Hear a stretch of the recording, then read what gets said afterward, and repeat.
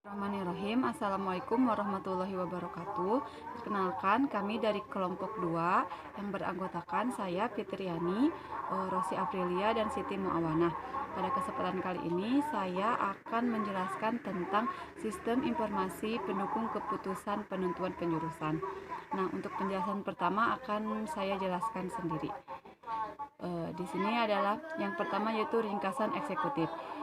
Profil SMAN 1 Lembang. SMA Negeri 1 Lembang merupakan salah satu sekolah menengah atas negeri yang ada di Provinsi Jawa Barat, Indonesia.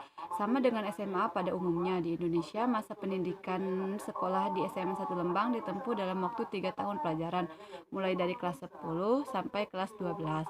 SMAN 1 Lembang didirikan pada tanggal 25 Agustus 1980 dengan dibentuknya Panitia Persiapan Pembangunan SMA Negeri 1 Lembang untuk angkatan pertama tahun ajar 1981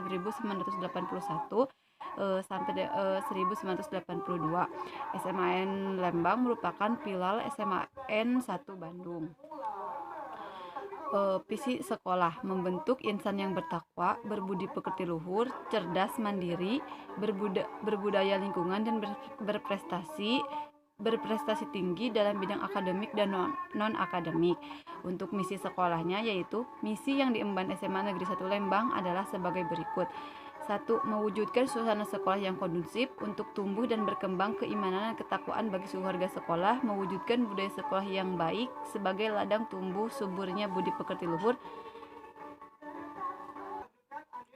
mewujudkan kualitas pembelajaran yang dapat meningkatkan daya serap peserta didik.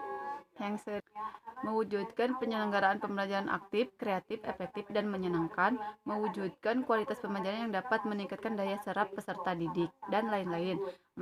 Dalam misinya masih banyak, namun saya jelaskan sebagian.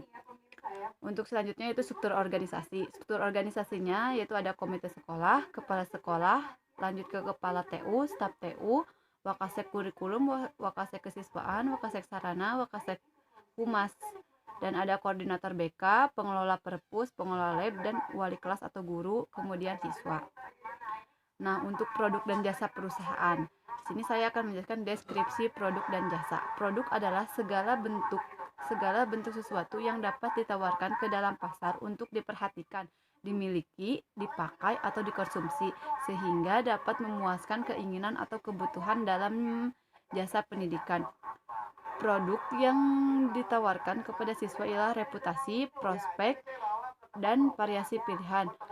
Sekolah yang baik menawarkan reputasi mutu pendidikan yang tinggi, prospek bagi siswa setelah lulus, dan pilihan konsentrasi berbagai program yang bervariasi. Selanjutnya yaitu ciri-ciri produk dan jasa.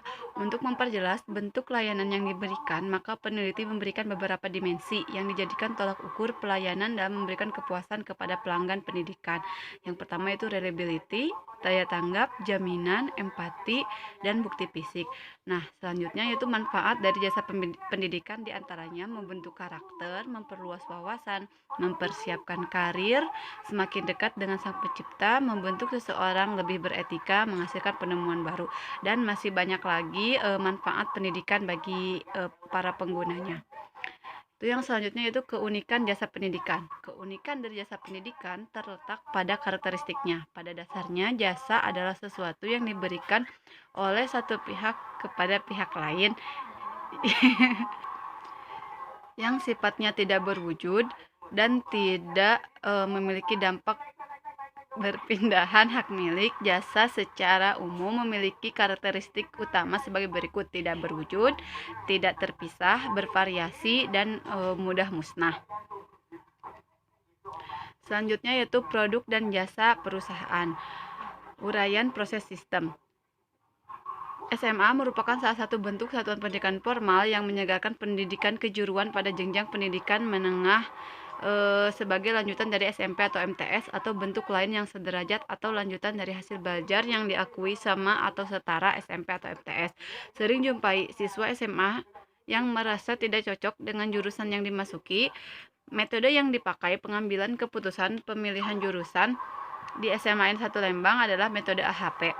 Metode AHP Analytic Hierarchy Process digunakan Karena metode AHP merupakan suatu bentuk model pengambilan keputusan dengan memecahkan suatu persoalan tersebut ke dalam bagian-bagiannya, menata bagian atau variabel ini dalam suatu susunan hierarki, memberi nilai numerik pada pertimbangan subjektif tentang pentingnya tiap variabel yang mana yang memiliki prioritas paling tinggi, dan bertindak sebagai sistem pendukung keputusan pemilihan jurusan di SMN 1 Lembang. Dengan menggunakan metode AHP, sistem ini diharapkan memberikan kemudahan calon SMN 1 Lembang dalam menentukan jurusan secara cepat, tepat, dan akurat sesuai kemampuan siswa. Nah, yang selanjutnya itu identifikasi masalah. Di sekolah-sekolah SMA, kebanyakan penentuan jurusan itu berdasarkan 3 faktor, yaitu pertama berdasarkan rekomendasi dari orang tua siswa, kedua pemilihan jurusan berdasarkan ikut-ikutan teman dan berdasarkan tren jurusan pada masanya, ketiga yaitu peminatan dan bakat siswa itu sendiri. Penentu penjurusan berdasarkan ketiga faktor tersebut tentunya akan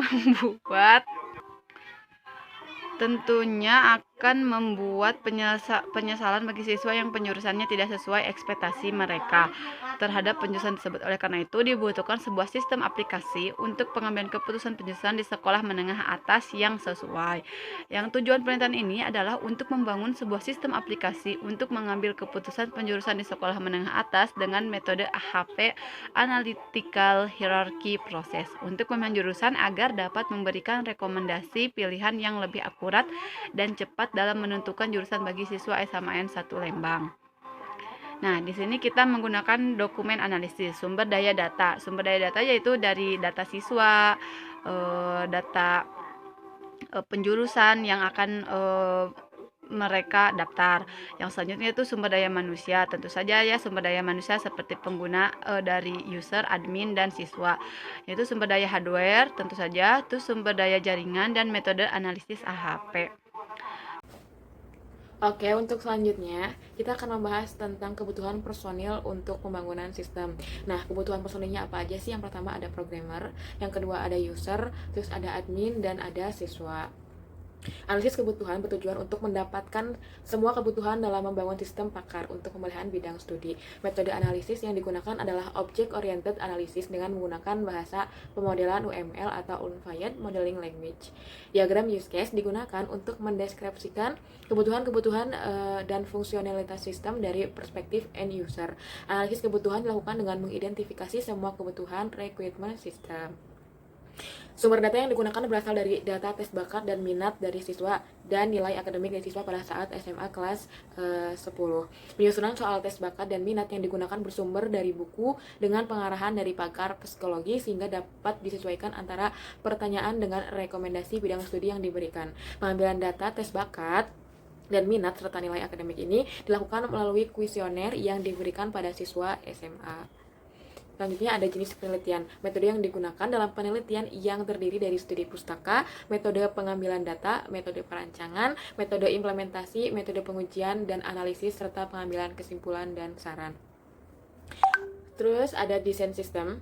Proses bisnis pertama, siswa akan mendapatkan pertanyaan untuk mengetahui bakat dan minatnya, serta siswa akan menginput nilai akademiknya. Selanjutnya, jawaban serta nilai akademik dari siswa tersebut akan menentukan rekomendasi bidang studi yang diberikan. Proses interaksi user dengan sistem dilakukan melalui antarmuka pengguna. Pada antarmuka juga dilengkapi dengan fasilitas penjelas yang diberikan penjelasan bagaimana hasil kesimpulan diperoleh sehingga dapat meyakinkan pengguna. Nah, pemodelan menggunakan flow map. Kurang jelas ya? Iya, soalnya nggak tahu bikin flow map itu pakai aplikasi apa.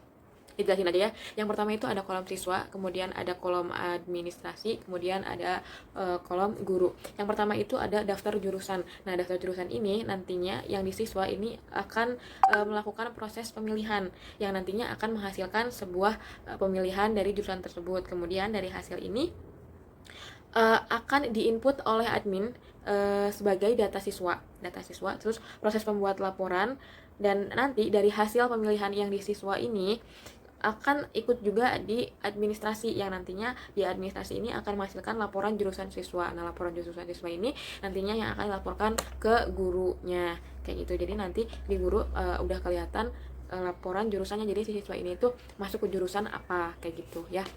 Kemudian ada pemodelan menggunakan flowchart. Nah, flowchart ini yang pertama itu mulai, kemudian login. Login ini siswa nantinya akan login menginput nama dan data data tanggal lahir kayak gitu. Kemudian nanti akan login masuk. Jadi login itu sebenarnya kayak registrasi gitu. Registrasi, kemudian nanti dia akan langsung masuk dan dia akan input data siswa yang lebih lengkap lagi, lebih lengkap.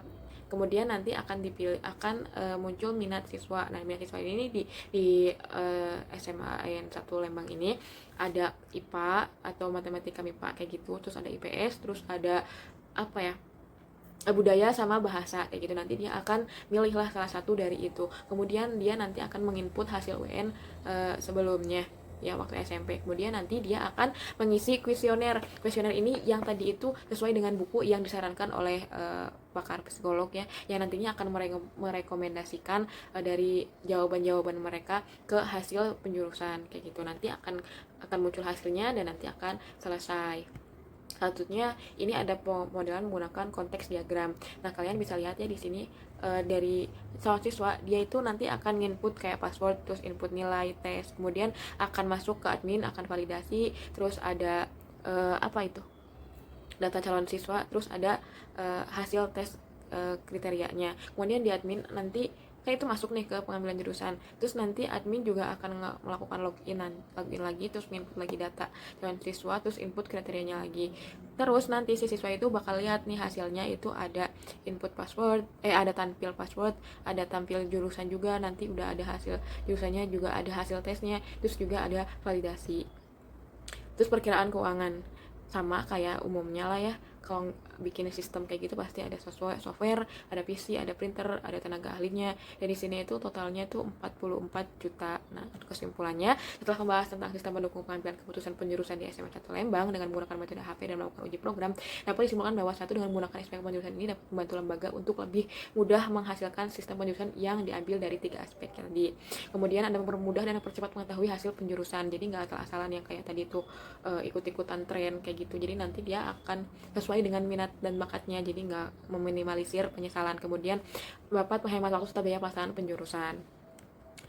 Selesai. Terima kasih sudah mengikuti presentasi kali ini. Mohon maaf apabila ada salah kata. Sekian dari kami. Wassalamualaikum warahmatullahi wabarakatuh.